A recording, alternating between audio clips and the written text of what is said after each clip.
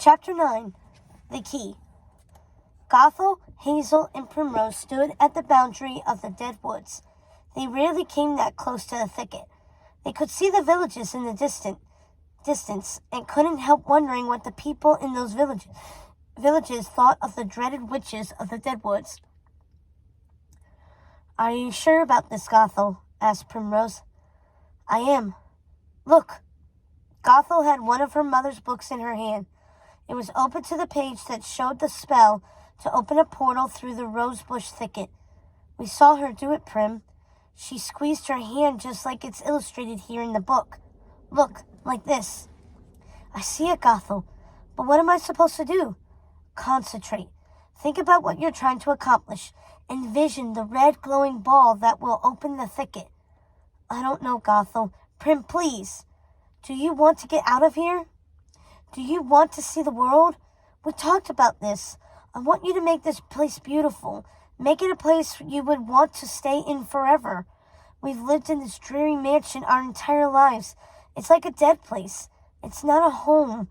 Mother never made it beautiful. She was always so focused on her magic. I want you to bring it to life, Prim. I want you to decorate it with color. I want you to love it." Primrose laughed. "What happened to you?" "What do you mean?" Hazel smiled at both of her sisters. "Gothel wants us to stay because she loves us, Prim. She wants to keep our vow, sisters together forever. And she wants to make a beautiful home for us. And the only way to do that is to get through that thicket." "It's true, Prim. I really do." "I know you do. I could tell. It's just..." "What?" "You seem like your old self again. Like the Gothel I love, that's all." Primrose took a breath. "Okay, let's try to do this spell."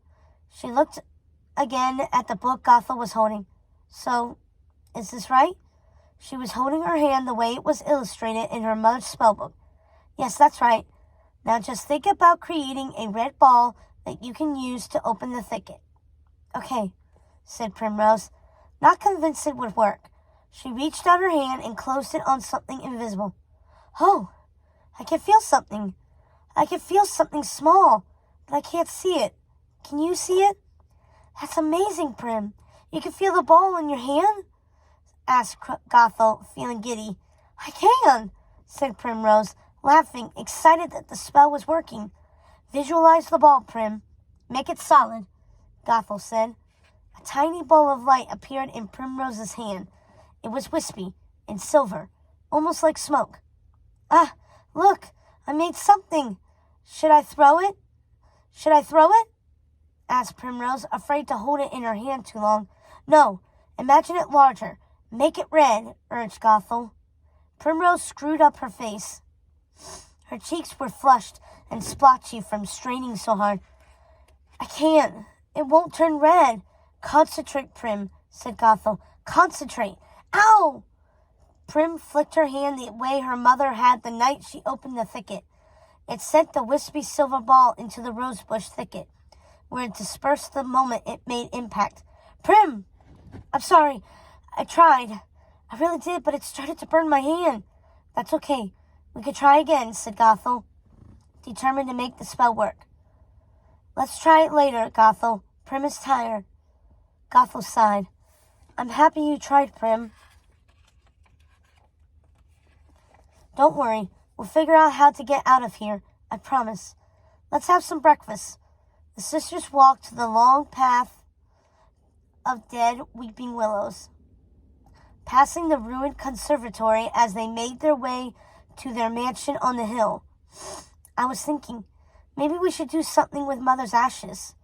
Primrose shot Gothel a disapproving look, but Hazel answered, "I think Gothel is right.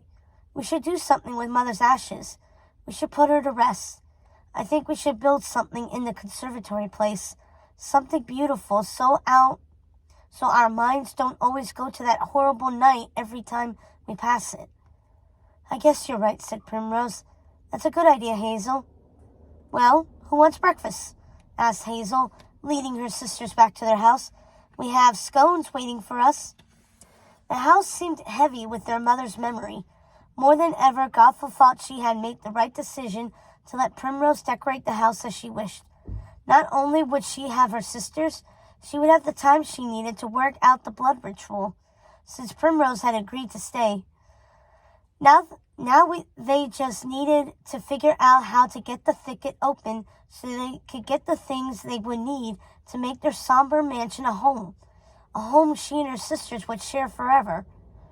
The sister witches sat at the long wooden table in the dining room.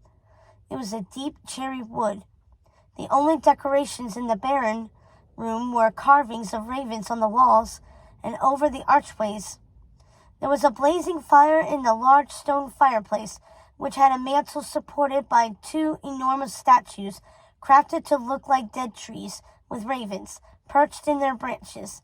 It was a cavernous room with many windows, open to the elements, overlooking the dead woods and the graves of their mother's minions. The entire landscape was bleak, with its gray sky, black trees, and white headstones. The sisters just sat there, silently staring at the plate of scones on the table, which was littered with dried leaves that had blown in from the windows. The scones were untouched, with the hazelnut butter and preserves sitting beside them. We have to figure out how to open the thicket. Our pantries are full now, but we will have to refill them at some point, said Hazel. I don't even know where Mother went to get all our supplies. I mean, I don't recall her ever leaving the Deadwoods, do you? I wonder. Do you think the tall creature Jacob would know? Asked Gothel. I don't know, Gothel. I'd rather never wake them again, said Primrose, finally taking one of the scones and putting it on a small gray plate edged with silver. I understand, said Gothel, not wanting to upset her sister by saying she didn't agree with her. She quickly changed the subject, directing their conversation to the house renovations.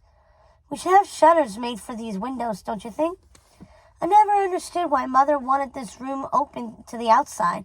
What do you think, Prim? Shutters? I think that's a good idea. We can open them when we want to let in the light. Yes.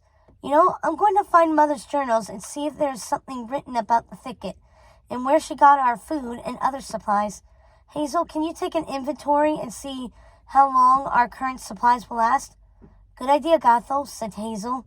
And Prim, would you like to go around the house and make notes on everything we will need to make the house as you would like it? Furniture, drapes, paintings, statues, you name it. Whatever your heart desires. Do we really have enough gold to do all of that? Asked Primrose. Gothel has the key, said Hazel. The key? Asked Primrose. Yes, she has the key to Mother's fortune. I suppose it's our fortune now, Gothel smiled. She never paused to wonder where the money came from, and it seemed never to run out.